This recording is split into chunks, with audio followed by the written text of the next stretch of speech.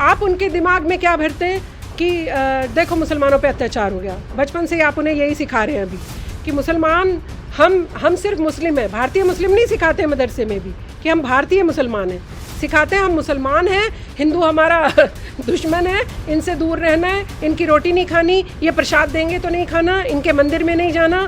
तो जो लोग कहते हैं कि मुस्लिम डरा हुआ है भारत में, और जो लोग कहते हैं कि इस्लाम सिखाता है सर तन से जुदा, या जो लोग हमेशा ये कहते हैं कि मुस्लिम समुदाय को दबाया जा रहा है, उन सभी को ये वीडियो देखनी चाहिए और उन सभी को शबनम जी की इस देश प्रेम से भरी भावनाओं को सुनना जरूर चाहिए।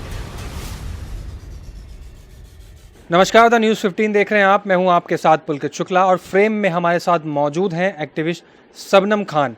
मैम, बहुत बहुत स्वागत है न्यूज़ 15 पर आपका। मैम, जिस तरह से उदयपुर में जो विभत्स हत्याकांड देखने को मिला, क्या इस्लाम में ये सिखाया जाता है कि किसी की गलती की सज़ा इस तरह से दी जानी चाहिए कि किसी की गला रेत कर हत्या कर दी जाए? और जो बयान बार बार जो एक स्लोगन के रूप में निकल कर आता है कि सर तन से जुदा, इस बारे में आप क्या कहना चाहेंगी? किस निगाह से आप इसको देखती हैं? पुलकित भाई, पहली बात तो किसी भी धर्म, कोई भी धर्म ये नहीं सिखाता कि आप किसी की हत्या कर दीजिए, किसी की चोरी कर लीजिए, किसी का दिल दुखा दीजिए। कोई धर्म ये नहीं सिखाता। इस्लाम धर्म तो बहुत प्रेम प्यार वाला धर्म है, और जिन नबी के लिए, जिन नबी का नाम लेकर इस तरीके की नृशंस हत्या का अंजाम दिया गया है, ये तो बेहद निंदनीय, दुखदाई और दिल को झकझोर देने वाला है। हमारे प्रोफेट मोहम्मद जिनका नाम लेते हैं ये कि उनका बहुत अपमानजनक टिप्पणी हो गई। कानून अपना काम करेगा, कानून को अपना काम करने दीजिए। देश में कानून का राज है, कानून अपना काम करता है। पर आप नबी का नाम लेके इस तरीके की गर्दन काट कर और कहेंगे कि हमने बहुत महान काम कर दिया, तो माफ़ कीजिए, आपने उन नबी का अपमान खुद किया है और इस्लाम धर्म का भी अपमान किया है। आप कुछ अच्छा काम नहीं कर रहे हैं। इसीलिए मैं हमेशा कहती हूँ, अल्लाह का जो इस्लाम है, जो कुरान पढ़कर इस्लाम है, वो तो कहीं साइड रख दिया है, और कुछ मुल्लाओं ने अपनी बपौती बनाकर इस्लाम को, इस तरीके के जो कट्टरवादीता है, वो उसको बढ़ावा देने का काम किया है। आज आप और हम कुरान शरीफ में जो हमारे लिए अच्छा लिख कर, जो हमारे प्रॉफिट, जिनके नबी के नाम पर आप इतना उत्पात मचा रहे हैं, जो आप जन जन को कह रहे हैं कि हम सर तन से जुदा कर देंगे, नुपुर शर्मा को लाइए, नचाएंगे, मुजरा कराएंगे, क्या ये शब्द सुनकर हमारे नबी खुश हो रहे होंगे? आप क्या सोच रहे हैं? वो हमें सिखा कर गए किसी का दिल मत दुखाइए। पढ़ाई के लिए चाइना जाना पड़े तो जाइए, जिस देश में रहते हैं उस देश के कानून को फॉलो करिए, उस देश के कानून को मानिए, प्रेम प्यार से रहिए। कोई अगर कुछ खता भी कर दे, गलती भी कर दे, माफ़ करना सीखिए। तो जो नबी हमें ये सिखा कर गए, आप उनके नाम पर गर्दनें काटने का काम करेंगे? क्या मैसेज दे रहे हैं आप दुनिया को कि क्या इस्लाम कट्टरवादिता सिखाता है? क्या मुसलमानों का आज ये हाल हो गया है कि वो किसी भी नबी के नाम पर या किसी और इस्लाम धर्म के नाम पर अपने निजी हितों को साधने के लिए, आप सिर्फ ड्रामा करने के लिए कि देखिए हम तो बड़े मुसलमान हैं, ये दिखाने के लिए आप किसी के नृशंस हत्या कर देंगे? ये इस्लाम नहीं है, ये आप गलत पैगाम दे रहे हैं। इस्लाम है प्रेम प्यार सौहार्द का प्रतीक, आप उसको फैलाइए। इसीलिए मैं हमेशा कहती हूँ, अल्लाह का इस्लाम मानिए। ये जो सो कॉल्ड 2-4 मुल्ला आप देखते हैं जो दाढ़ी टोपी लगाकर हमारे टीवी चैनल डिबेट्स में बैठ जाते हैं कि ये स्कॉलर हैं, मुस्लिम स्कॉलर। किस बात के मुस्लिम स्कॉलर? भड़काने के मुस्लिम स्कॉलर, लोगों को बांटने के मुस्लिम स्कॉलर। मैं बोल रही हूँ, ऐसी डिबेट्स पर भी पाबंदी लगनी चाहिए। और ये जो मुसलमानों को अगुवाई करने के लिए आकर बैठ जाते हैं, ये कोई मुसलमान की अगुवाई करने नहीं आते हैं। ये एक गैंग है जो काम कर रहा है, ऐसा जो काम कर रहा है देश को तोड़ने का, जो काम कर रहा है मुसलमानों को भड़का के गलत दिशा में ले जाने का। तो मुझे लगता है इन पर पाबंदी भी लगनी चाहिए, क्योंकि इस्लाम का आज आपने देखा पैटर्न क्या हो गया। आतंकवादी कहते हैं लोग मुसलमान सुनते ही, पत्थरबाज कहते हैं लोग मुसलमान का नाम सुनते ही। हमें क्या टैग दिलवा रहे हैं आप? अरे हमें देश की मुख्यधारा से जोड़िए। देश में आन बान शान से जीते हैं, हम जीते आ रहे हैं। आप बताइए, क्या अल्पसंख्यक होने के बावजूद भी मुसलमान भारत में सीना चौड़ा करके नहीं घूमता है? बहुसंख्यक डरता है कि कुछ कह दिया तो कहीं कुछ और उल्टा ना हो जाए। बहुसंख्यक हिंदू भाई डरते आ रहे हैं हमेशा से। और आज भी नुपुर शर्मा के मामले में जो मुसलमानों ने एटीट्यूड दिखाया है, गलत एटीट्यूड, गलत बात, गलत चीज़ें, आपने हमेशा सबको गलत ही दिशा दिखाई है। मैं बोल रही हूँ कि आप एक चीज़ बताइए, इस्लाम धर्म कहता है प्रेम प्यार बढ़ाइए, नबी कहते हैं कि आप कोई गलती करे माफ़ कर दीजिए, और मुल्ला बैठकर कहते हैं कि जी हिम्मत कैसे हुई नुपुर शर्मा की ये कहने की, हम तो ये कर देंगे और वो कर देंगे। खुद बाहर नहीं आएंगे, खुद मुल्ला ये धरने पर भी नहीं बैठेंगे, और ये जो मुस्लिम स्कॉलर बने बैठे रहते हैं ये खुद धरने पर भी नहीं जाएंगे एक बार भी, ना ये कहीं कोई प्रदर्शन करने जाएंगे। क्या छोटा जो निचला स्तर का मुसलमान है उसको भड़काएंगे, उसको सिखाएंगे कि कट्टरवादी चलो बाहर निकलो और गर्दनें काटो। तो इनके ऊपर बेहद बड़ा अंकुश लगना चाहिए। और जिन्होंने भी पहले भी बहुत सारी डिबेट्स हुई हैं जिसमें यहाँ पर हम देखते आ रहे हैं कि किस तरह से हिंदू धर्म पर, ज्ञानवापी मंदिर की चाहे यहाँ पर हम बात करें, शिवलिंग पर कितनी अभद्र टिप्पणियाँ की हैं, तो उन पर भी तो अंकुश लगाना पड़ेगा। उनके लिए ये लोग बाहर नहीं आते हैं। मैं कह रही हूँ अगर नुपुर शर्मा नबी को गलत कहती हैं तो आप प्रदर्शन करिए ना। ये मुल्ला सिर्फ टीवी में बैठकर बोलने के लिए हैं या सच में इस्लाम धर्म के लिए कुछ बोलने के लिए हैं? तो हमारे को गलत दिशा मत दिखाइए। इतने साल हमारे देश को आज़ाद होने के बाद भी आप पर हम किधर हैं?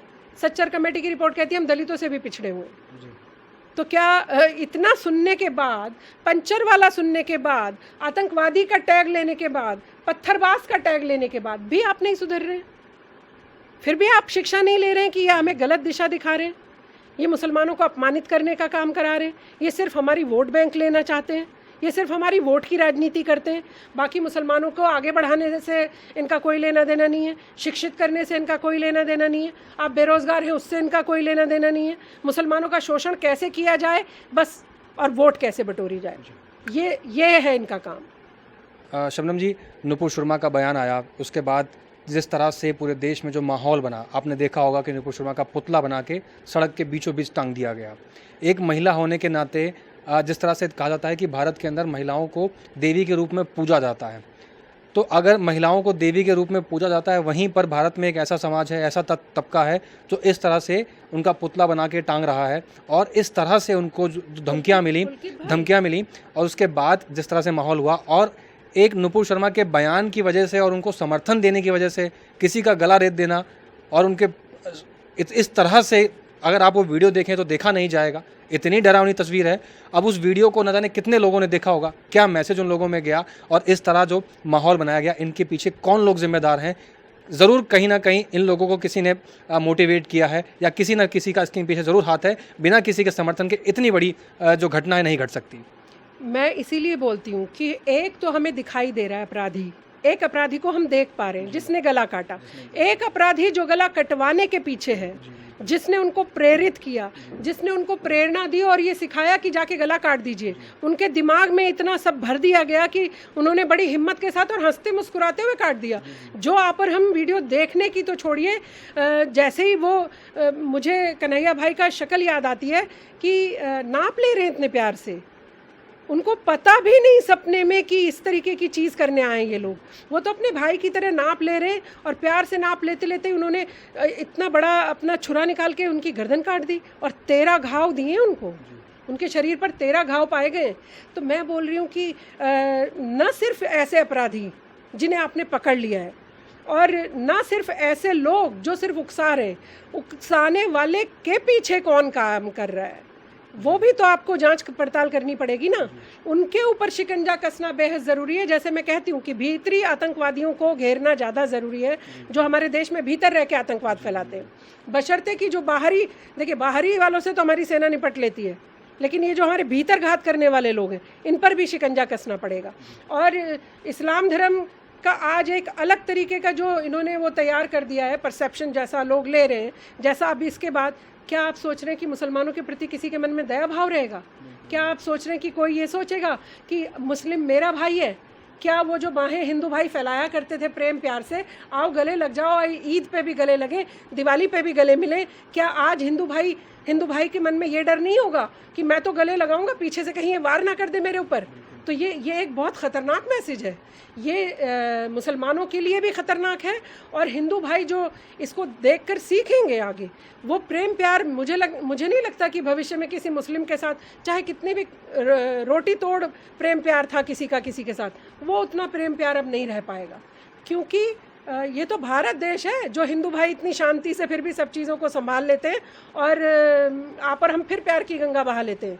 लेकिन मुसलमानों के ख़िलाफ़ ये जो षड्यंत्र रच रहे हैं, ये जो डिबेट्स में बैठकर हिंदुओं को दिन भर गालियाँ बकते हैं, प्रधानमंत्री को दिन भर गालियाँ बकते हैं, दिन भर गृह मंत्री को गाली बक लेते हैं, फिर कहते हैं हम मुसलमान बहुत डरे हुए हैं, हमें तो बहुत डर लगता है जी देश में। आप चौड़े में खड़े होकर हिंदू मंदिर को कह रहे हैं हमारी मस्जिद है, आप चौड़े में खड़े होकर नेशनल टीवी पर बैठ कर कह रहे हैं कि प्रधानमंत्री फलाना और ढिमाका गाली बक ले रहे हैं, और आप हिंदू भाइयों के मंदिरों को गाली बक ले रहे हैं। शिवलिंग पर बात आती है तो शिवलिंग के बारे में तो इतनी अभद्र अभद्र टिप्पणियाँ मैंने मतलब पढ़ी भी नहीं जाती, सुनी भी नहीं जाती, वो मैं देखती हूँ। और फिर आप कहते हैं आपको डर लगता है, आप अल्पसंख्यक हैं। अरे शुक्र अदा करिए हमारे देश के हिंदू भाइयों का, जिन्होंने आपको प्रेम प्यार से बरसों बरस से रखा हुआ है, और आज भी इतनी नृशंस हत्याकांड होने के बाद भी आपने किसी हिंदू भाई के मुंह से कोई गलत शब्द नहीं सुने होंगे। और अगर कोई मुसलमान का हो जाता तो ओवैसी जी छाती ठोक के टीवी में बैठ जाते। ओवैसी छाप टाइप और जो नेता हैं, एक ये जो गैंग है जो देश को तोड़ने का काम कर रहा है, ये सारे लोग बैठ जाते कि देखिए बड़ा अत्याचार हो गया। अब इनकी ज़बान नहीं हिल रही है, अब ये सब लोग मिलने नहीं जाएंगे कन्हैया भाई के घर से।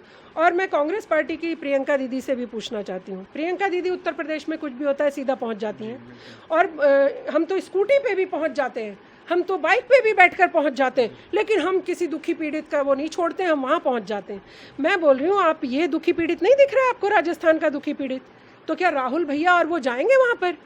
क्या उनके पत्नी और बच्चों के सर पर हाथ रखेंगे कि हम कांग्रेसी नेता आपके साथ खड़े हैं? ये सिर्फ राजनीति करने के लिए, और मुसलमानों को कहाँ गर्त में ले जा रहे हो आप?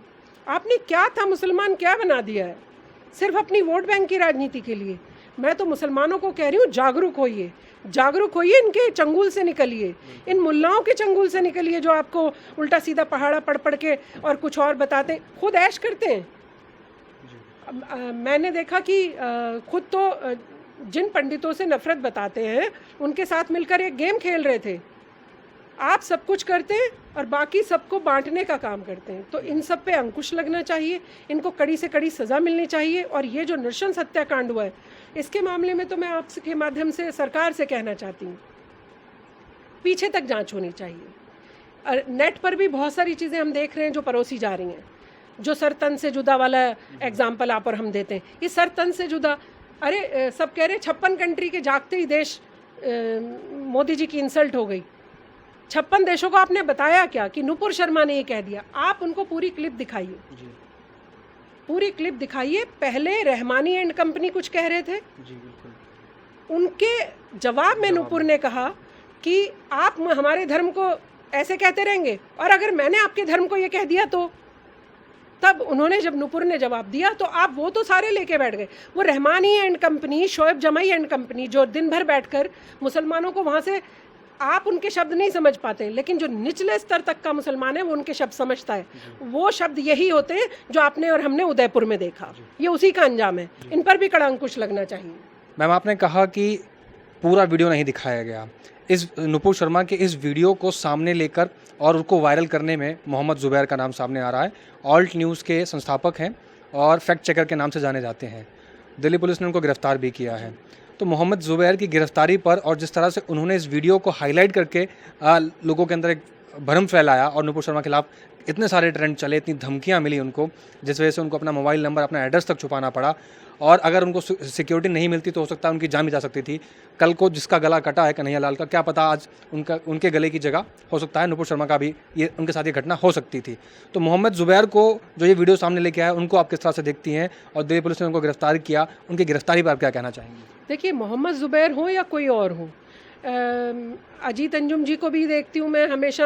अभी मैंने देखा उत्तर प्रदेश के इलेक्शन में तो एक की जाति पूछ कर, वो क्या, एक पत्रकार का काम किसी की जाति पूछ के ये पूछना है कि आप किसको वोट करोगे? अगर एक पत्रकार ये भी पूछना चाहता है आप किसको वोट करोगे, तो सीधा आप मुझसे पूछ सकते हैं कि शबनम जी आप किसको वोट करना चाह रही हैं, मेरी मर्जी, मैं आपको बताऊँ या ना बताऊँ। फिर आप कुरेदें कि अपनी जाति भी बताइए, शबनम जी अपनी जाति भी बताइए। तो इस तरीके के पत्रकार, ये पत्रकारिता चल रही है आज। तो मोहम्मद ज़ुबैर हों या कोई और हों, चाहे वो टीवी वाले पत्रकार हों, चाहे वो यूट्यूबर्स हों, या सोशल मीडिया पे कोई पोस्ट डालते हों, सबके ऊपर कड़ी से कड़ी सज़ा तय होनी चाहिए। आप और हम सज़ा नहीं देते, ये बड़ी परेशानी है। हर कोई बच के निकल जाता है।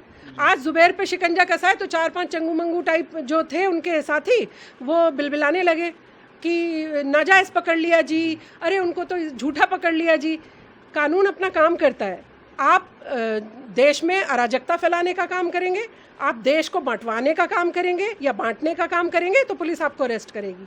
किसी और को क्यों नहीं पकड़ा? और भी तो पत्रकार सारे लोग दिन भर बेचारे अपना पसीना बहा के खबरें लेकर आते हैं। तो मैं बोल रही हूँ कि ये एक गैंग है, इस गैंग के ऊपर अंकुश लगना बेहद ज़रूरी है पुलकित भाई, क्योंकि ये सारे मैं जितने भी देखती हूँ एक गैंग तैयार है जो देश को तोड़ने का काम करता है, मुसलमानों को भड़काने का काम करता है। और आप और हम तो थोड़ा ऊपरी वो देख रहे हैं, निचले स्तर तक का जो मुसलमान है उसको क्या सिखाया जा सकता है ये भी देखिए आप। मैं तो उसी कम्युनिटी से आती हूँ, मुझे पता है कि किस तरह से बरगलाते हैं ये लोग, किस तरह से सिखाते हैं ये लोग। देखिए नबी का अपमान हो गया, देखिए इस्लाम धर्म की बहुत बेइज्जती हो गई है, देखिए नबी को इतनी अपमानजनक टिप्पणियां कह दी गई हैं। और हम तो आपको पता है कि एक और जो थे जिन्होंने नबी को अपमान करने वाले की गर्दन कलम कर दी थी, उनका मज़ार बना रखा है ITO पर ही, और उनको बहुत अच्छे अच्छे शब्दों में लिख रखा है, उनको बड़ा पूजनीय बताते हैं। तो जब आप ऐसा महिमा मंडन करेंगे किसी की गर्दन काटने वाले का, तो वो सोचता है कि शहीद होकर सीधा मैं जन्नत में जा रहा हूँ। इस तरीके से सिखाते हैं ये लोग कि अगर आपने नबी के अपमान करने वाले को कुछ कह दिया, कुछ कर दिया, गर्दन काट दी या उसकी हत्या कर दी, तो आपको बड़ा महान मेडल मिलने वाला है ऊपर जाकर। जबकि जिन नबी के नाम पर उत्पात मचा रहे हो वो ही खुश नहीं होंगे, वो ही कहते हैं कि प्रेम प्यार से रहिए भैया। जिस देश की रोटी तोड़ रहे हो आप लोग, उस देश के कानून को मानो। जिस देश ने आपको प्यार से संभाल रखा है, आप उस देश के कानून को भी नहीं मानते हो। वैसे जी 1 मिनट में संविधान करने लग जाते हैं, और जब मैं देखती हूँ कि संविधान की बात आती है तो शरीयत लेकर आ जाते हैं। तो ये शरीयत वरीयत कुछ नहीं है। मैं कह रही हूँ कि सीधा सीधा मुसलमानों को अल्लाह का इस्लाम मानना चाहिए, और हर धर्म आपको 4-5 चीज़ें सिखाता है, आप उसको फॉलो करिए, फिर आप पक्के मुसलमान हैं, पक्के हिंदू भाई हैं। आपको ज़रूरत ही नहीं ज़्यादा डीप जाने की। आपको क्या ज़रूरत है इन नकली ये जो चंगू मंगू मुल्ला बैठे हैं इनके शिकंजे में फंसने की? ये आपका इस्तेमाल करते हैं, खुद अपनी रोटियां बटोरते हैं, चाहे वो पॉलिटिकल पार्टी देती हों या और जगह से भी फंड आता है। आप और हम बाहर की बात करें, फॉरेन कंट्रीज़ इन्हें फंड करती हैं।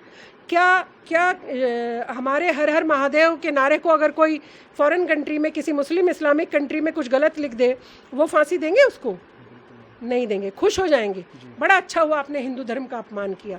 तो उन कंट्रीज से यहाँ हमारे देवी देवताओं की नग्न तस्वीर बनाने वाला वहाँ की नागरिकता ले लेता है। तो आप किसकी बात कर रहे हैं? हमें उनसे क्या लेना देना? हम भारत के नागरिक हैं, रौब से रहते हैं, गर्व से रहते हैं। भारतीय मुसलमान बनिए, आप भारतीय मुसलमान बनेंगे, आपका सर गर्व से वैसे ही ऊंचा हो जाएगा। सिर्फ मुसलमान बनेंगे, सिर्फ मैं मुसलमान हूँ कहेंगे, तो फिर आप ये जो नरशंस हत्याकांड हमने देखा, फिर आप इसको अंजाम देने की ताकत रखेंगे। अगर आप भारतीय मुसलमान हो जाएंगे, और हिंदू भाई भाई जो हमारे नारे हैं, सर तन से जुदा हमारा नारा नहीं है, हमारा नारा है हिंदू मुस्लिम सिख ईसाई आपस में सब भाई भाई, ये है हमारा नारा। इस पर चलिए, मैं आपके माध्यम से दे रही हूँ मुसलमानों को ये मैसेज। और 1% ही सही सुधार की तरफ है मुसलमान, लेकिन ये मुल्ला उन्हें सुधरने ही नहीं देते हैं, क्योंकि इससे इनकी रोजी रोटी बंद हो जाएगी, इनके मोटे पेट वाली दुकानें बंद हो जाएंगी। बस यही एक कारण है जो मुसलमान को आज पर हम इतना पिछड़ा, इतना ये टायर पंचर वाला, ये आतंकवादी हैं, ये पत्थरबाज हैं, ये सब देख रहे हैं। मैम आपने बहुत बढ़िया बात कही कि पहले भारतीय मुसलमान बनिए, क्योंकि भारत है तभी आप हैं, भारत नहीं तो उसके बिना आपका अस्तित्व कुछ नहीं है। बहुत बड़ी बात यहाँ पर शबनम जी ने कही है। शबनम जी, आपने कहा कि लोगों की दुकानें बंद हो जाएंगी। मेरा सवाल मदरसों को लेकर है।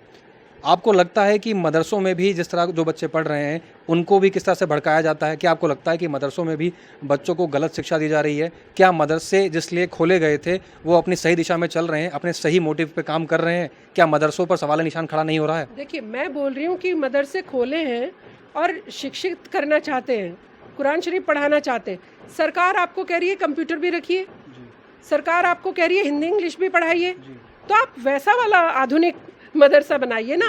आप उनके दिमाग में क्या भरते हैं कि देखो मुसलमानों पे अत्याचार हो गया, बचपन से आप उन्हें यही सिखा रहे हैं अभी कि मुसलमान हम सिर्फ मुस्लिम हैं। भारतीय मुस्लिम नहीं सिखाते मदरसे में भी कि हम भारतीय मुसलमान हैं, सिखाते हैं हम मुसलमान हैं, हिंदू हमारा दुश्मन है, इनसे दूर रहना है, इनकी रोटी नहीं खानी, ये प्रसाद देंगे तो नहीं खाना, इनके मंदिर में नहीं जाना। अगर आप मंदिर में चले गए, शाजिया इल्मी चली गई थी एक मंदिर में गाज़ियाबाद, उनकी लानत मलानत करके रख दी इन लोगों ने। आप चाहते हैं मेरी मस्जिद में हिंदू भाई आएँ, आप चाहते हैं मेरी ईद पर खीर भी हिंदू भाई खाए, लेकिन आप प्रसाद भी नहीं खाएंगे किसी का। आप तिलक भी लगवाने से दूर भाग जाते हैं। अगर कोई आपको तिलक लगाने की भी कोशिश करे तो आप कहते हैं नहीं नहीं नहीं, हम नहीं, हमारा धर्म में इजाज़त नहीं दे। आप वंदे मातरम नहीं बोलते हैं भारत में रहकर कि नहीं नहीं नहीं हमारा इस्लाम। क्या इस्लाम धर्म ऐसा है आपको सब चीज़ों की मनाही कर दी? जी नहीं, आपने इस्लाम धर्म को अपने हिसाब से ओढ़ लिया है, अपने हिसाब से लिखते हो आप उसको। आप इस्लाम धर्म की जो असली चीज़ है, अरे किसी की खुशी के लिए अगर झूठ भी बोलना पड़ रहा है तो बोल दीजिए, अगर किसी को नुकसान नहीं हो रहा है। ये कहता है इस्लाम धर्म कि आपके एक झूठ बोलने से किसी की जान बच रही है तो बचा लीजिए, ये कहता है इस्लाम धर्म। मैं बोल रही हूँ कि आप तो झूठा भी तिलक नहीं लगवाते हैं। प्रसाद कोई आपको देने की कोशिश करे, आप नहीं खाते हिंदू भाई का प्रसाद। तो मेरा आपके माध्यम से ये कहना है कि मुसलमानों को थोड़ा सुधरना पड़ेगा, थोड़ा समझना पड़ेगा, थोड़ा संवरना पड़ेगा। इनका जो रूप बिगाड़ दिया गया है वो कुछ पॉलिटिकल पार्टीज़ भी रही हैं, कुछ इनके चंगू मंगू मुल्ला जो है, चंगू मंगू इसलिए कहती हूँ कि वो हमारे कौमी रहबर नहीं है, माफ़ कीजिए, मैं उनको कौमी रहबर मानने को तैयार नहीं हूँ। कौमी रहबर कोई भी अगर आपकी अपनी कौम को अच्छा बनाना चाहता है वो क्या कहेगा? शिक्षित होइए, वो कहेगा देश की मुख्य धारा में जुड़िए, वो कहेगा देश के कानून को मानिए। जो ये नहीं सिखाता वो कौमी रहबर नहीं हो सकता। यानी वो अपनी कौम को गलत दिशा दे रहा है, यानी वो आपको अपराधी बनाने की तरफ लेकर जा रहा है। तो चाहे वो हमारे जितने भी बड़े बड़े मौलानाओं को देखती हूँ चुप्पी साध कर बैठे रहते हैं। भाई आपने अपने निजी फ़ायदों के लिए किसी भी पॉलिटिकल पार्टी को मुसलमानों की वोट बेची है हमेशा। मुझे फ़ायदा दे दीजिए, इतने लाख मुसलमान वोट आपके, ये तो आप और हम सालों से देखते आ रहे हैं, ये मेरा बनाया हुआ नहीं है, ये आप और हम बचपन से देखते आ रहे हैं। तो आज समय बदल रहा है, समय एक हाथ में कुरान लीजिए, एक हाथ में किताब लीजिए। देश के प्रधानमंत्री आपसे अपील कर रहे हैं, देश के प्रधानमंत्री आपको गले लगा रहे हैं। आपको आप यकीन मानिए, मेरा इतनी स्कीम्स आई हुई हैं मुस्लिम्स के लिए, मुसलमानों को लेने नहीं देते हैं ये लोग कि अगर मुसलमानों ने वो स्कीम्स का फ़ायदा ले लिया तो हमारे चंगुल से निकल जाएंगे, देश की मुख्यधारा से जुड़ जाएंगे, विकास हो जाएगा मुसलमान का। इसलिए चाहते हैं कि मुल्लाओं के, कुछ चंद मुल्लाओं के और कुछ जो विपक्षी पार्टियां हैं जो बरसों बरस से हमारी वोट ले रही हैं उनके चंगुल में फंसे रहें। आज मैं चाहती हूँ आपके माध्यम से मुसलमान थोड़ा समझें, और जो कट्टरवादिता जो ये भर रहे हैं आपके दिमाग में, आप समझिए कट्टरवादिता का सिर्फ एक ही अंत है, या आप मौत होगी आपकी, या आप क्या कहते हैं जेल में सड़ेंगे। तो आप इन सब चीज़ों से बचिए और देश की मुख्य धारा से जुड़िए। मैम, नुपुर शर्मा के बयान आने के बाद आपने देखा कि कई देशों से भारत के ऊपर दबाव बनाया गया, कई देशों से कहा गया कि भारत माफ़ी मांगे। वो लोग बहुत खुश हुए जो लोग भारत विरोधी थे या जो देश विरोधी ताकतों में शामिल होते थे। कई लोग इस चीज़ के लिए खुश हुए कि मोदी सरकार कहीं ना कहीं दबती हुई नज़र आ रही है, और जितने भी अरब देश हैं या जितने भी इस तरह के मुस्लिम बाहुल्य देश हैं वो भारत पर दबाव बना रहे हैं, और मुस्लिमों ने ही उनको दबाना शुरू कर दिया। अब मैं उन लोगों से और उन देशों से जानना चाहूँगा कि जो ये विभत्स हत्याकांड हुआ है, जो गला रेत कर हत्या कर दी गई, क्या कन्हैया लाल के परिवार से वो देश माफ़ी मांगेंगे? क्या वो लोग जो इस चीज़ से खुश हो रहे थे कि देश पर दबाव बन रहा है, क्या वो लोग कन्हैया लाल के परिवार से माफ़ी मांगेंगे? और कैसे वो लोग अपने घर में चैन की सांस ले रहे हैं जो लोग खुश हो रहे थे इस बात पर कि उन देशों ने भारत पर दबाव बनाया? क्या अब वही लोग उन देशों से सवाल करेंगे? ट्विटर पर ट्रेंड चलाए जा रहे थे कि भारत से माफ़ी मांगी जा रही है, ये है वो है, इस तरह से। उन लोगों के लिए आप क्या कहना चाहेंगे और उन देशों के लिए आप क्या कहना चाहेंगे? पुलकित भाई, कोई हमारे ऊपर दबाव नहीं बना सकता। भारत इतनी कमज़ोर कंट्री नहीं है कि हम पर कोई दबाव बनाए या हम माफ़ी मांगे किसी से। नुपुर शर्मा ने, अगर देखिए, उनको सिखाया क्या गया कि हमारे प्रोफेट मोहम्मद के नाम पर आपत्तिजनक टिप्पणी हुई, उन्होंने हम पर कोई दबाव नहीं बनाया। अभी आबू धाबी गए हमारे प्रधानमंत्री जी, देखिए क्या स्वागत हुआ है उनका। हमारा भारत ऐसा कमज़ोर नहीं है कि कोई भी हमें दबा सके या डरा सके।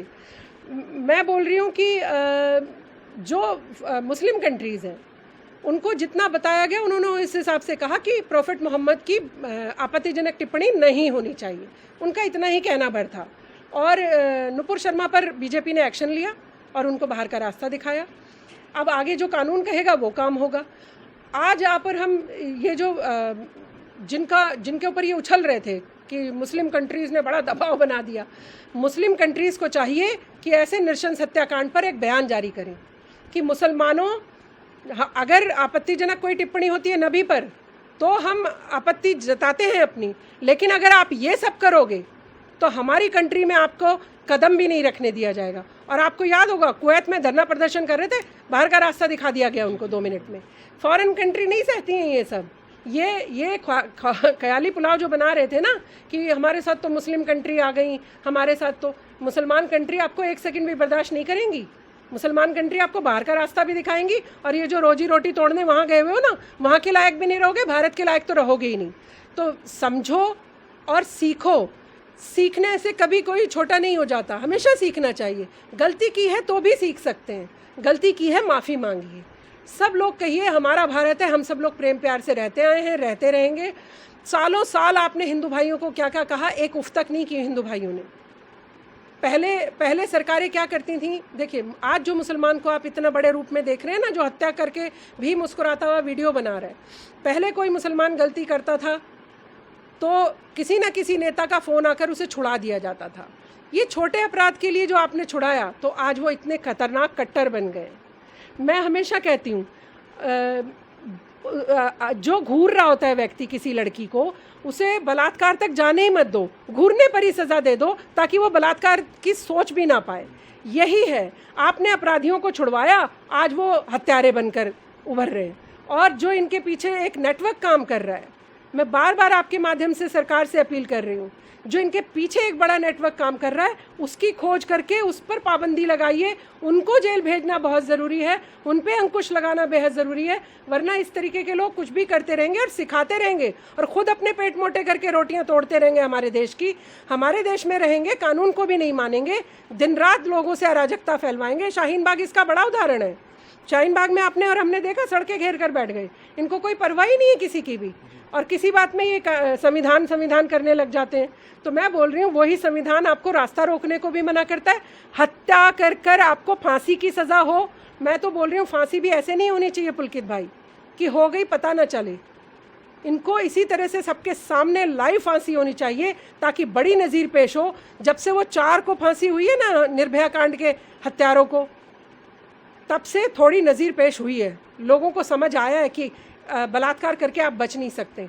ऐसे ही इनको भी जो सज़ा दी जाए कड़ी से कड़ी, वो लाइव सज़ा दी जाए ताकि इस टाइप के जो भड़काने वाले हैं, सिखाने वाले हैं और जो कांड को अंजाम देने वाले, उन लोगों को नज़ीर पेश हो कि अगर हम ये करेंगे तो हमारी सज़ा सिर्फ यही है। ये मैं कहना चाहती हूँ सरकार से। हम इस पूरे इंटरव्यू में बैठे हुए थे, सवाल जवाब कर रहे थे, तभी मेरी नज़र शबनम जी के घर में लगी एक तस्वीर पर पड़ी। वो तस्वीर है, वहाँ पर एक पोस्टर लगा हुआ है, मैं आपको दिखाऊंगा थोड़ी देर में।